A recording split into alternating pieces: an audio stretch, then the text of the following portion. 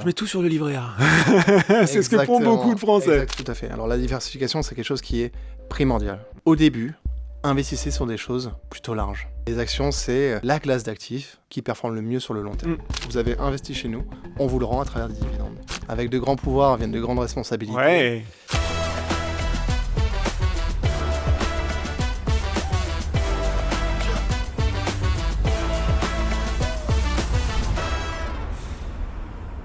Les études sont toutes d'accord sur un point. Sur le long terme, les actions sont la classe d'actifs la plus performante. Pourtant, investir en bourse, pour vous qui nous regardez, pour beaucoup de Français, c'est souvent un peu mystérieux, souvent compliqué et même parfois un petit peu mal vu. Eh ben tiens, si on tordait le cou aux clichés, aux idées reçues sur les actions en vous expliquant, sans démagogie, sans sensationnalisme, comment les inclure dans votre investissement, c'est ce qu'on va faire avec mon invité du jour, Thomas Macron, responsable développement commercial, gestion action pour la France chez Amundi. Et c'est un tout nouvel épisode de Cash & Curious. Bonjour Thomas. Bonjour Laurent. Bon, on va parler action avec toi. Achille, j'ai besoin d'un moment un peu personnel. C'est quoi pour toi le premier moment où tu rencontres les actions? Moi, je vais te livrer le mien. Okay. Je suis gamin, je suis un peu plus vieux que toi. C'est les années 80 et je regarde René Tendron à la Bourse de Paris. Je sais pas si tu connais René Tendron. Non. C'était le gars qui, à l'époque, après le journal de 13h, annonçait les résultats. Voilà. Et j'avais mon père à côté de moi. Et je voyais que des fois, il était super content et que des fois, il était moins content. Et donc, il m'a expliqué, voilà, il y a des trucs en bourse, ça varie. Et je pense que sur ce simple petit moment, je crois que j'ai réussi à comprendre ce que c'était une action. Pas vraiment la part du capital d'une entreprise qui donne accès aux droits des bénéfices et des dividendes, mais plutôt, c'est un truc qu'on peut acheter, qui est lié à une entreprise. Quand ça monte, on est plutôt content parce qu'on gagne de l'argent, mais des fois, ça baisse et là, on fait un peu la tête. C'est quoi ton moment rencontre avec les actions? C'est très tôt ou c'est pendant tes études? Alors, ou, c'est très tard. C'est très tard. C'est très tard. Pour être tout à fait franc, la partie information, la partie journal télé, où finalement on parlait du CAC 40, on parlait de chiffres, on parlait d'indices. Ça te parlait pas? Ça me parlait pas du tout. Ok. Pas nécessairement très intéressé par ailleurs. Ok. Et petit à petit, on m'a dit commence à regarder un petit peu l'investissement personnel. Ouais. Renseigne-toi. Je viens d'un milieu où mes parents n'avaient pas forcément énormément d'argent, etc. Ouais. Et l'idée pour moi, c'était tout simplement... Ils investissaient en bourse, tes parents? Pas du tout. Pas du tout. Pas du tout. Et au contraire, plutôt à taper sur la banquière. Oh là là, on s'est fait encore avoir. C'est dangereux, voilà. C'est dangereux. Ouais. Mais c'est le cas de beaucoup de Français. Exactement. C'est ce que je disais. Hein. Ouais. Exactement. Et du coup, à partir de là, j'ai fait des études qui m'ont permis d'appréhender un petit peu mieux le sujet, de comprendre de quoi il s'agissait. Mais très vite, c'est devenu mon métier et c'est devenu ma profession. Donc, j'ai pas eu ce laps de temps, entre-temps, pour comprendre ce qui m'arrivait et ce qu'était une action très jeune. Alors, on l'a dit, l'objectif de ce numéro de Cash & Curious, c'est de reposer les bases. Finalement, des bases sans a priori, sans préjugés. Il faut recommencer par la base.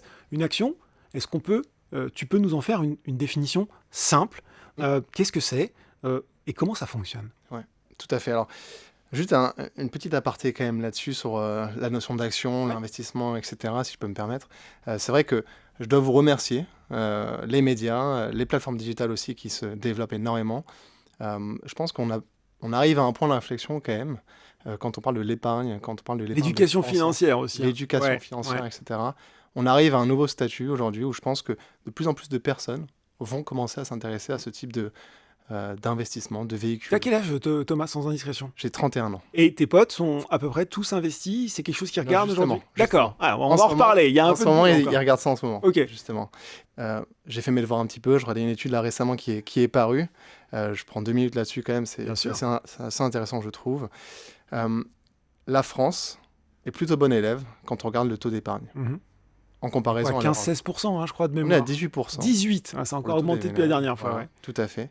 Par rapport à une moyenne européenne de 15%. Donc, c'est-à-dire que quand vous touchez votre salaire mensuel, vous arrivez en moyenne à mettre 18% de côté. Sur 100 euros, je mets 18 euros de côté. C'est vraiment pas mal. Ce qui est très bien. Ouais. La question est plutôt, qu'est-ce qu'on fait de ces 18 euros-là? Je mets tout sur le livret A. C'est ce que font beaucoup de Français. Exactement. Donc, c'est le support préféré des Français, c'est notre livret A. Le sujet, c'est pour moi... expliquer en quoi investir dans les actions peut être une alternative tout à fait intéressante pour le moyen long terme. Donc, qu'est-ce qu'une action, pour revenir là c'est bien, t'as pas oublié la question de départ. Non. On reboucle. Non, bien sûr. Qu'est-ce qu'une action? C'est assez simple en réalité. C'est tout simplement un titre de propriété qui vous donne accès au capital d'une entreprise. Donc pour la faire très très simple, quand vous achetez une action d'une entreprise, vous devenez en partie propriétaire de l'entreprise. Un tout petit propriétaire pour la plupart d'entre nous, mais un petit peu quand même. Un petit peu, Ouais, voilà, ouais. exactement. Donc ça donne ce sentiment de participer au développement de la société dans laquelle on investit, tout simplement. Et cette action, elle donne droit à quoi, concrètement? Alors elle donne droit concrètement, ou plutôt en théorie, Ouais. je vais être très franc là-dessus, elle donne droit au vote. Ouais. En En assemblée théorie, générale. on peut aller en assemblée générale, on peut aller voter pour des décisions stratégiques des entreprises, on peut aller voter sur des sujets un peu plus niches, la rémunération du PDG, etc., etc. Toutes ces mesures-là sont débattues et sont votées lors de ces assemblées générales. Maintenant, dans la réalité, c'est le plus vous allez avoir d'actions, le plus votre voix va porter lors de ces, Bien sûr. lors de ces Ouais. votes-là. Mais quand même, un droit de vote.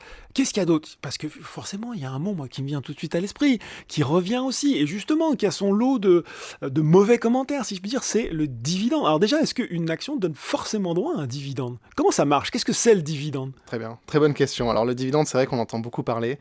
Ça fait partie des mots qui font un petit peu peur. Concrètement, ce que c'est une entreprise, à la fin de son année, elle fait des résultats. Elle a du cash, elle est contente en général, et elle peut décider, oui ou non, de répartir, redistribuer ce cash-là Donc une partie de ses à ses bénéfices, actionnaires. c'est ça? Une partie de ses bénéfices, tout à fait. Concrètement, vous pouvez voir ça comme on vous récompense en tant qu'investisseur, en tant qu'actionnaire, de votre bon geste. Vous avez cru en nous, vous avez investi chez nous, on vous le rend à travers des dividendes. Donc voilà, c'est quelque chose que vous touchez une fois par an lorsque vous investissez dans des actions. Donc, ce qu'il faut dire aussi, peut-être Thomas, c'est que toutes les entreprises ne versent pas de dividendes, Exactement. y compris celles qui font des bénéfices, c'est pas obligatoire. Tout à fait. Celles qui font des bénéfices peuvent décider, comme je disais, de distribuer ou non ces fameux dividendes. Il y a des entreprises qui préfèrent réinvestir dans leur croissance. Et c'est un type de société, ça existe, ça marche très bien. Et ça nous amène à parler du deuxième sujet quand on investit en action. Donc on peut gagner sa vie à travers des dividendes, mais aussi on peut gagner sa vie à partir de plus-value. Alors la plus-value, qu'est-ce que c'est? Là, on revient à mon moment d'enfance, c'est-à-dire que finalement, tu achètes une action 100 €, voilà. Le lendemain, elle est à 104, c'est magnifique. La vraie question, et c'est la question que tout le monde se pose, c'est ok, mais d'où elle vient cette plus-value? Comment ça fonctionne? Pourquoi une action monte? Et à contrario, pourquoi elle peut descendre aussi? Alors, tu parlais de ton père, il devait être très content ce jour-là. Ah, c'était bien, ouais. Exactement, une très très belle plus-value. Et tant mieux pour lui, on peut s'en réjouir. Concrètement, ce qui va impliquer, ce qui va permettre de faire la plus-value, c'est simplement la solidité financière d'une entreprise, les bons résultats d'une entreprise. Alors, ça vient de plein de facteurs différents. Il peut y avoir des innovations. Typiquement, quand on parle de sociétés pharmaceutiques, il y a peut-être des nouveaux médicaments qui sont délivrés. Qui sont attendus, et ça marche très bien, qui vont sortir. Ça, c'est récompensé par les marchés, donc l'action va monter. Il peut y avoir évidemment des bons résultats, tout simplement. Il y a des attentes en termes de bénéfices. Une entreprise est chargée de faire mention de l'attente de bénéfices sur les prochains trimestres, les prochaines années, etc. Lorsqu'elles arrivent à battre les attentes qu'elles ont elles-mêmes disposées, et bien naturellement, l'action va plutôt bien performer dans ces cas-là. Bon. La réalité, c'est que la réflexion est aussi vraie dans le sens inverse. Si tu déçois, malheureusement, le cours de l'action risque de baisser. Et dans ce cas-là, on parlera de moins-value. Tu auras acheté ton action à 100 €, tu vas la revendre à 90 €, tu auras perdu 10 €. Et c'est le fameux moment disclaimer où on dit attention, ce produit présente un risque de perte en capital. Il est là, c'est-à-dire que si les perspectives ne sont pas en rendez-vous, s'il y a une mauvaise nouvelle, un contrat perdu, etc., eh bien, l'action, elle peut baisser. Et souvent, Thomas, ce risque-là, il suffit à dissuader énormément de gens d'acheter dans les actions. Qu'est-ce qu'on peut leur dire sur cette notion de risque et de sa compréhension, j'allais dire presque intime? Alors tu le disais en introduction, les actions, c'est la classe d'actifs qui performe le mieux sur le long terme. J'adore Spider-Man. Avec de grands pouvoirs viennent de grandes responsabilités. Honnêtement, c'est un peu la réalité avec les actions. C'est-à-dire qu'il est important, avant d'investir, peu importe la manière, peu importe la société, peu importe la gestion collective dans laquelle vous allez investir et vous tourner, on reviendra là-dessus peut-être un petit peu plus tard. Il est important de comprendre dans quoi vous investissez. Oui, parce qu'une action, tu l'as dit, c'est jamais que la part de capital d'une entreprise. Donc, en gros, j'investis dans une entreprise. tout à fait. Et ça, déjà, c'est pas simple. Non, non, clairement. Donc, Ouais. il est important de comprendre pas mal de choses, de regarder, de se renseigner, de lire, de faire appel à son sens un peu critique aussi, comprendre le business model d'une société, et de là, on peut commencer à investir, oui ou non. Il y a d'autres étapes qui viennent par la suite. En tout cas, c'est la première étape, c'est vraiment comprendre dans quoi on investit. Et regarder tous les documents, légaux, même quand c'est écrit en tout petit, en italique, Quand etc. c'est un peu long, un peu fastidieux, un peu pénible. C'est un peu long, un peu fastidieux. Je reviens sur cette notion de risque parce que je la trouve super importante. Moi, j'ai souvent l'impression que les gens ont une vision assez binaire du risque, c'est-à-dire qu'ils disent je suis en bourse, je peux tout perdre, c'est 0 ou 100%. Et puis aussi, même si ça fera l'objet d'un numéro spécifique de Cash and Curious, forcément, il y a pas mal de façons de maîtriser, j'ai envie de dire, ce risque. Il y en a un, c'est la diversification aussi, c'est-à-dire que est-ce que tu peux nous expliquer à la fois peut-être cette gradation du risque et comment on peut atténuer, contrôler dans une certaine mesure le degré de risque auquel on s'expose? Tout à fait. Alors la diversification, c'est quelque chose qui est primordial dans l'investissement. Je pose un petit peu puisque c'est vraiment crucial lorsqu'on investit. Si on a peur de tout perdre, évidemment, il y a le vieil adage, ne mettez pas tous les mêmes... Ouh là là, attention, parce que dans le numéro qu'on fera là-dessus, j'ai interdit ce proverbe, tu as le droit de l'utiliser, mais après, ça sera banni de ce plateau. D'accord, ok, bon, ça va, je m'en sors bien alors. En tout cas, quoi qu'on en dise, il faut se diversifier. Il ne faut pas investir dans une société simplement parce qu'on la connaît, parce qu'on connaît quelqu'un qui travaille là-bas qui nous dit que c'est très bien. Ouais, ça marche super. Ça marche super, tu fais du tonnerre de Dieu, etc. Pas du tout. Ouais. Il y a des études académiques qui montrent que à partir de 30 à 40 valeurs détenues, on a un niveau de diversification qui est acceptable. Waouh, ça fait beaucoup pour un parti. On en reparlera, mais voilà, 30-40, ça fait beaucoup. Ça commence à faire beaucoup, mais c'est le bon équilibre pour pouvoir performer, pour pouvoir diversifier sans diluer pour autant le potentiel de performance. Il y a une notion qui est assez intéressante. Tu parlais des entreprises, que finalement la plus-value, elle dépendait des perspectives bénéficiaires, des perspectives de croissance, de rentabilité. Bien sûr, quand tout ça va mieux, l'action a de fortes chances de s'apprécier. On se rend compte quand même, en bourse, il y a quand même des grandes typologies d'actions.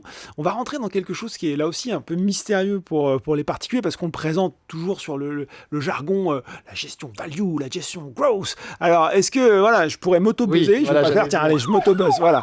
C'est bien fait. Ça veut dire finalement quelque chose d'assez simple, et tu vas pouvoir me compléter. Gestion qui est basée sur les valeurs de croissance, donc on a beaucoup de croissance, donc on attend beaucoup d'elles, et on est prêt à les payer plus cher. Et puis il y a des valeurs qui sont sur un business qui peut fonctionner bien, mais qui sont un peu moins sexy, on a le droit de le dire comme ça, et du coup on a tendance à leur accorder moins, ce qui peut être une erreur. Tout à fait. Tu as tout dit. Ouais, super. Non, en fait, sur la partie croissance, c'est très intéressant puisque philosophiquement, on essaye en tant qu'investisseur d'acheter une société à une bonne valeur, ce qu'on estime être une bonne valeur. Pour une société de croissance, de manière générale, on est prêt à payer un petit peu plus cher la valeur. On va revenir peut-être un petit peu là-dessus sur cette terminologie de valorisation, etc. Mais globalement, c'est des sociétés qui ont des croissances déjà très bonnes, des croissances des bénéfices déjà très bonnes, et qui, typiquement, on parlait des dividendes, vont pas nécessairement redistribuer énormément de dividendes, mais vont plutôt réinvestir dans leur croissance. On va retrouver beaucoup de sociétés, notamment dans la technologie, dans la biotech, dans la santé. Voilà, ça, c'est des sociétés qui, quand même, plutôt sont des sociétés de croissance. De l'autre côté, on a les sociétés décotées. Je n'ai pas utilisé le terme value, tu noteras. Ah, mais très bien, je peux même pas observer dans 2 heures, tant pis.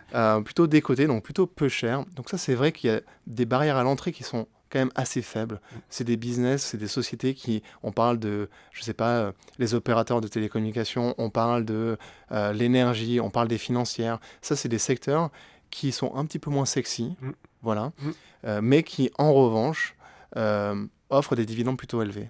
Donc la perspective de gain en termes de plus-value, ce que je mentionnais tout à l'heure, peut-être un peu moins importante, peut-être moins intéressante. En revanche, la partie dividende, là, va être beaucoup plus prégnante à ce type de société. Ces actions, et c'est là aussi où les gens ne font pas forcément le lien, on les retrouve dans des indices. Explication de texte sur ce qu'est un indice et pourquoi c'est aussi intéressant et pourquoi c'est finalement ce qu'on retient finalement des actions et de la bourse. Vous voyez, tu le disais, c'est le CAC 40. Mais je pense que si on sort dans la rue, on dit aux gens, mais qu'est-ce que c'est le CAC 40 ? Ils ne savent pas forcément répondre. Alors, qu'est-ce que c'est le CAC 40 ? Alors, le CAC 40, c'est finalement une façon de regrouper les 40 plus grosses sociétés françaises. C'est un regroupement de tout cela. Les indices, de manière générale, c'est ça.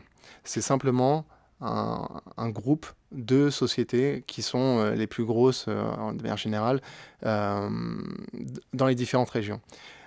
Là où c'est très intéressant un indice, on parlait de la diversification, c'est quelque chose qui est très important. Et en s'exposant à un indice, on va pouvoir directement diversifier à travers, pour le CAC 40, à travers 40 sociétés françaises.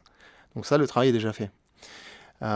Et c'est un exercice qui est d'autant plus intéressant qu'il y a des parts, enfin vous pouvez acheter des indices à partir de 5, 10 euros. Alors que si vous deviez acheter le cours, les actions de toutes ces sociétés-là, vous auriez besoin de beaucoup plus de capital. C'est-à-dire qu'une action, si on prend le top 10 des sociétés françaises, voilà, les Total, LVMH, etc., etc., elle coûte beaucoup plus cher que ces 5-10 euros. Oui, certaines valent beaucoup d'argent. Voilà. On pense à LVMH notamment. Voilà, donc c'est typiquement un moyen de s'exposer à plusieurs valeurs d'un seul coup, facilement. Bon, mais ces indices, c'est toujours les mêmes ou ils évoluent dans le temps, Thomas ? Alors, ils évoluent dans le temps, évidemment. Ce n'est pas tous les mêmes par ailleurs. Comme je disais, il y a des indices régionaux différents. On connaît le S&P 500, donc c'est aux États-Unis. On connaît le CAC 40 en France. Il y a l'Eurostoxx 50 en Europe. Il y en a plein d'autres. Et il y a une naissance aussi d'indices ESG. Alors là, je ne vais pas rentrer là-dedans. Allez, je le fais, oui. Ça va. Autant pour moi, j'ai été un petit peu trop loin, mais voilà, en tout cas, l'idée, c'est que évidemment, ça va bouger. Il y a des sociétés... non, tu me parles de ESG, il va falloir que tu me l'expliques comme un minimum. Pardon. On va prendre 5 minutes pour expliquer le ESG. Très bien. Donc, l'ESG, c'est environnement, social et gouvernance. Okay. C'est 3 piliers qui sont primordiaux dans la finance durable. Donc, évidemment, à travers des indices qui sont ESG, on va pouvoir exclure certaines sociétés qui nous paraissent être préjudiciables d'un point de vue durabilité.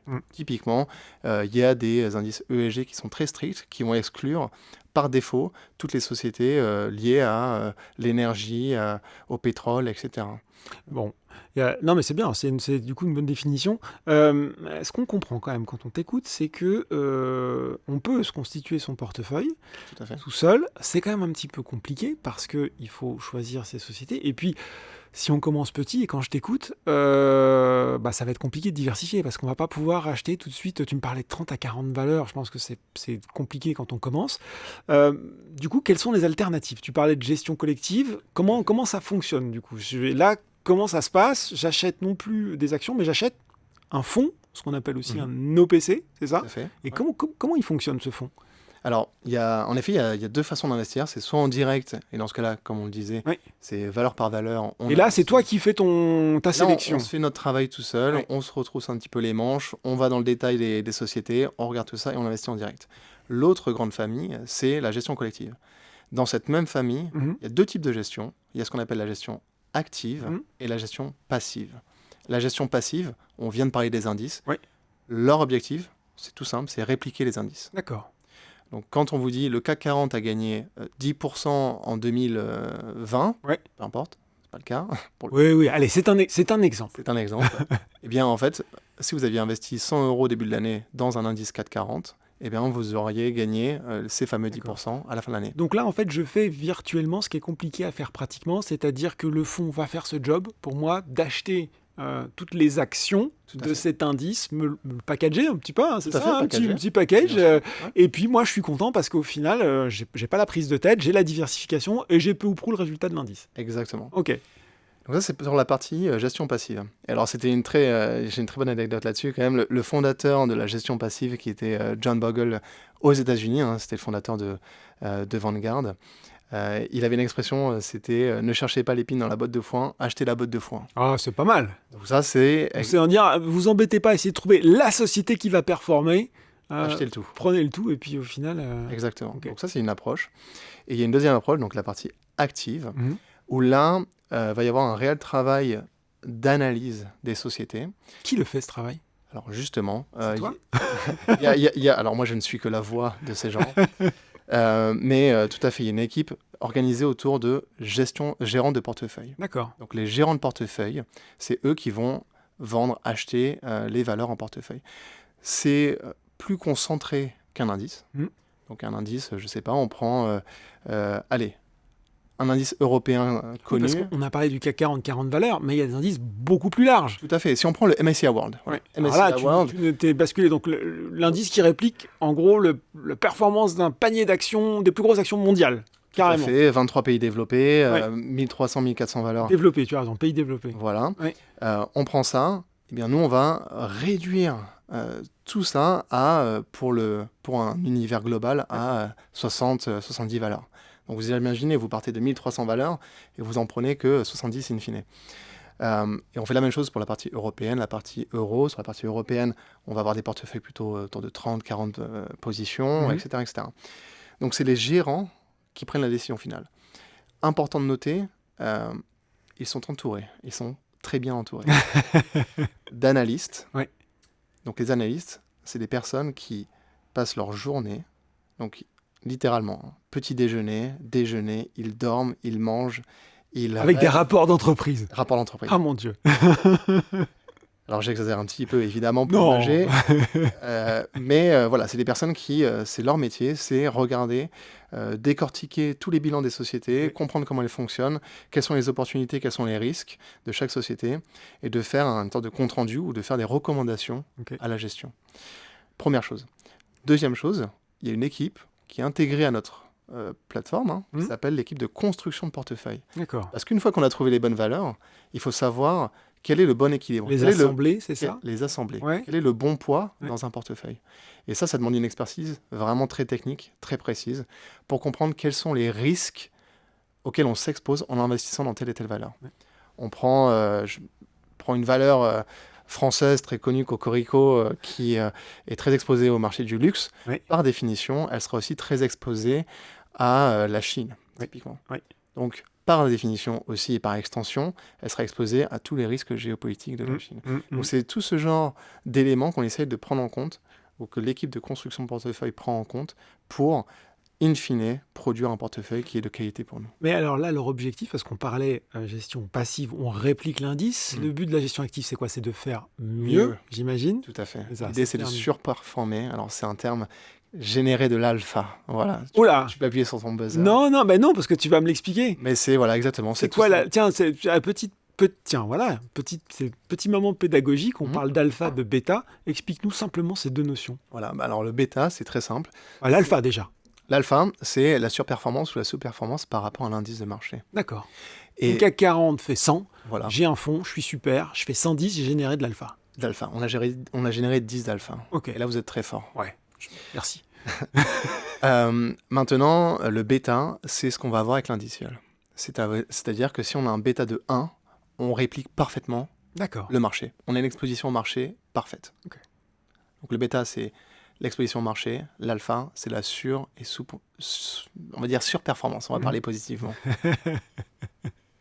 Sur ces fonds, j'ai compris, c'est sûr que si je suis un particulier, que je n'ai pas forcément de temps, et puis toute cette équipe de gestion, là, toute cette armada qui n'est pas autour de moi, je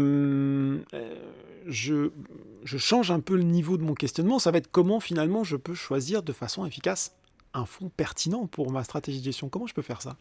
Alors il y a pas mal pour trouver le bon fonds qui vous correspond, il y a pas mal d'éléments à prendre en compte. Évidemment, on dit les performances passées ne présagent pas des performances futures. Deuxième moment disclaimeur. Exactement. Mais forcément, quand on a un historique de performance qui est très solide, qui est constamment dans la surperformance au cours des différentes années, etc., on se penche un petit peu sur les documents légaux, donc comprendre, on soulève un petit peu le capot, on essaie de comprendre dans quoi les stratégies sont investies, quelle est la philosophie d'investissement. On parlait tout à l'heure de style croissance, de style valeur des cotés. Est-ce qu'on est plus enclin d'aller vers tel ou tel type d'investissement? Donc c'est ces éléments-là qu'il faut prendre en compte quand on investit dans un véhicule, dans un OPC. Clairement, on peut s'intéresser, et c'est toute la valeur ajoutée, c'est tout l'intérêt pour moi d'investir dans un OPC, c'est aussi comprendre d'où vient la performance. Oui. On parlait un petit peu de tout ce travail qu'on doit réaliser si on souhaite investir en direct, comprendre les business, etc. Évidemment, il y a des mois qui sont plus durs que d'autres quand on est gérant actif. Il y a des mois où on va sous-performer. Ces mois-là, il y a deux façons de voir la chose. Soit on peut se dire, bout le gérant est pas très bon, soit Tentation assez facile. Hein. tentation assez facile. Peut-être trop, sans doute trop. Et donc nous, notre rôle, c'est aussi d'expliquer très bien sur le court terme, c'est pas incroyable, on s'en excuse. Maintenant, on reste convaincu que cette société-là, elle a quelque chose à nous montrer pour le futur. Peut-être on rappelle, d'ailleurs, on ne l'a pas évoqué, mais quand on achète des actions, l'horizon de placement qu'on se fixe, c'est quoi? Alors en général, pour les OPC, donc pour les fonds gérés activement, on parle de 5 années. Voilà, donc c'est là où il faut commencer, c'est sur cet horizon de temps qu'il faut commencer à réfléchir en fait. Exactement, et merci de préciser ça. Puisque c'est vrai que très vite, on peut tomber dans ce piège-là de regarder simplement les cours Au jour le jour, voire à heure par heure. Voire heure par heure, et paniquer. Alors là, c'est vraiment la pire chose à faire, c'est paniquer. Pourquoi? Si on prend, j'avais fait l'exercice, on avait pris sur 20 ans la performance du MSCI World. Si tu rates les 10 meilleures journées boursières, après, c'est pas de bol, mais ça peut arriver. Après ces 20 années-là, ton rendement sera sera 50% de ce qu'il aurait pu être. Waouh. Donc c'est vraiment diviser tes rendements par quasiment 2 parce que tu as raté 10 journées sur 20 ans, ça fait mal. Et l'ironie de la chose, c'est que ces 10 journées-là, souvent, elles arrivent après des fortes baisses.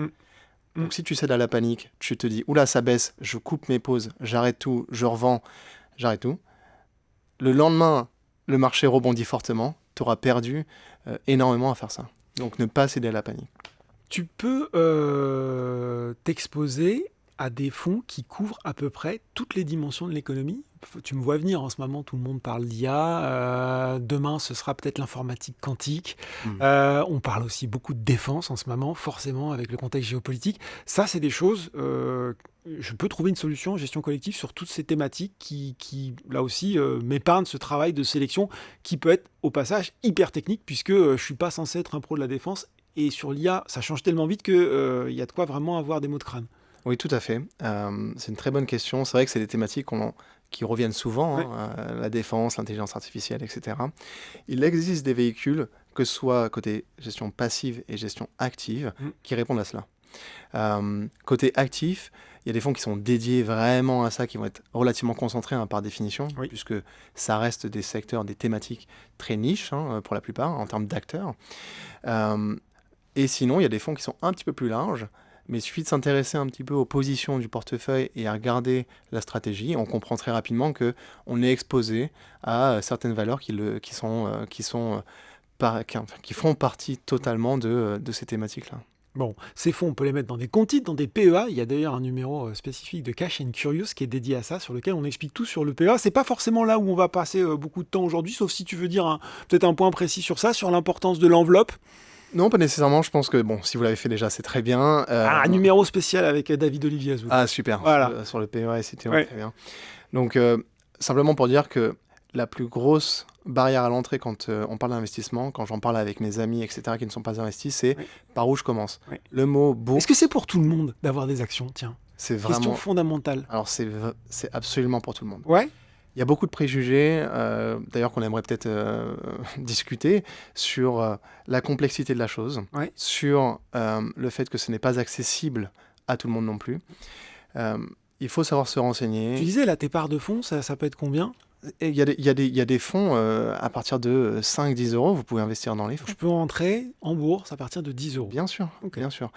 En revanche, il faut avoir cette démarche-là, et c'est la démarche la plus difficile à mettre en place, de se rendre sur un site, de parler avec votre banquier, avec votre conseiller, et d'essayer d'initier... de le faire sur une super banque en ligne. Bien évidemment, encore plus facile pour le coup. Donc non, mais clairement, c'est la chose la plus difficile, je pense. C'est passer cette étape-là, se rendre sur ces sites-là, comprendre les minimums d'investissement, comprendre ce que ça implique aussi. Il n'y a pas beaucoup, en réalité, de conséquences à cela. Peu importe les montants que vous allez investir, en réalité, on parle souvent de « oh là là, j'ai pas beaucoup d'argent, etc., je ne peux pas investir ». Et je l'entends parfaitement. En revanche, à partir déjà de 50 euros mis de côté, on revient à nos 18% de taux d'épargne de nos ménages, etc. 50 euros, ça peut se faire, j'imagine.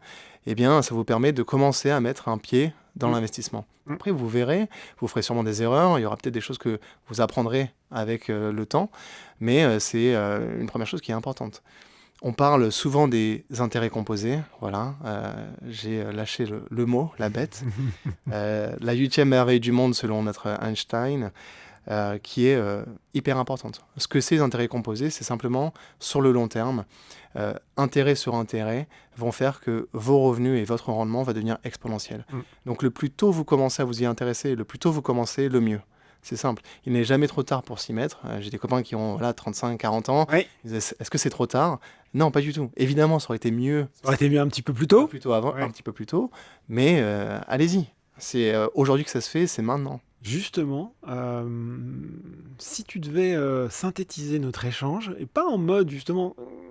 J'ai envie que tu me redonnes l'argumentaire que tu sors à tes potes quand, effectivement, autour d'un verre, quand l'ambiance s'est un peu réchauffée et qu'ils savent que tu bosses dans la finance, osent te demander, bon, Thomas, en fait, voilà, moi, j'ai qu'un livret A et puis une assurance vie en fonds en euros, qu'est-ce que je pourrais faire? Alors là, qu'est-ce que tu leur dis en 40 secondes pour décoincer tout ce qu'on disait, à la fois les idées reçues, les peurs, à toi de jouer.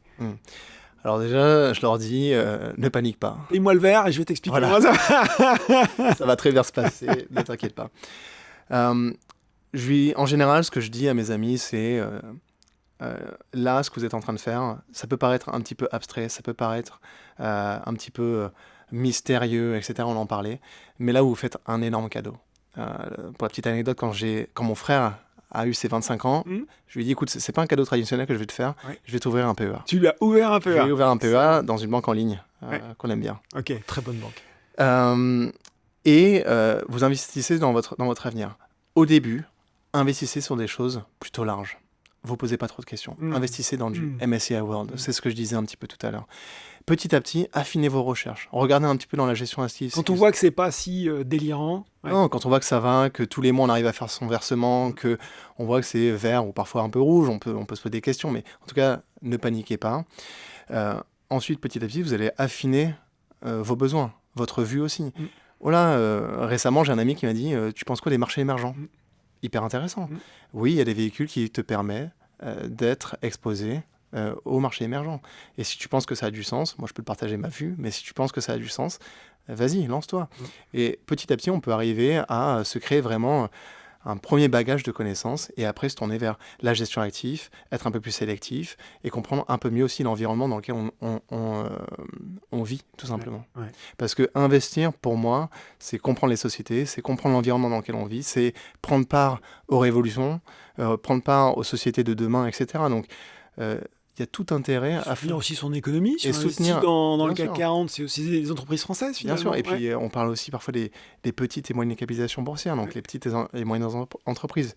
Là, vous investissez dans ce qui constitue le tissu commercial, industriel, financier de votre pays, ce qui, à mon sens, est une très bonne chose. Bon, on a un peu débordé, mais je t'ai beaucoup coupé, donc c'est normal, et surtout, donc je m'attends. Mission accomplie. Et voilà, et une de plus avec ce numéro de Cash & Curious sur les actions et puis sur la façon de commencer à investir simplement, sans paniquer. Moi voilà, c'est ce que j'ai retenu de l'intervention de Thomas. Merci beaucoup Thomas. Merci Laurent. C'est fini pour ce numéro de Cash & Curious. J'espère qu'on a répondu à toutes vos questions sur les actions. Si vous avez apprécié la vidéo, n'hésitez pas, et si vous la regardez bien sûr sur YouTube, n'hésitez pas à lâcher le petit pouce bleu et à vous abonner à la chaîne. C'est fini pour ce numéro, mais on se retrouve très bientôt pour un nouveau Cash & Curious.